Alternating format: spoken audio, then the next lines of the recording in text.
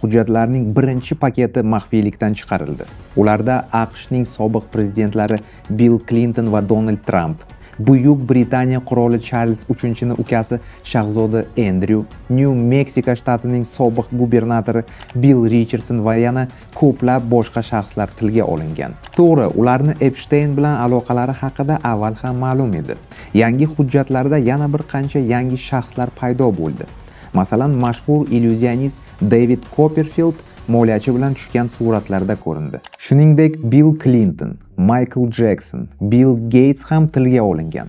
Hatto O'zbekistondan taxminan Samarqanddan bo'lgan bir qiz bilan yozishmalar ham topilgan. Maktublarda u moliyaviy qiyinchiliklar haqida yozadi va juda sog'inganini tan oladi. 2014-yilda uning O'zbekistondagi bank hisob raqamiga Epsteinning advokati tomonidan $5400 o'tkazilgan. Shuningdek, Parijga aviachipta xarajatlari ham to'lab berilgan.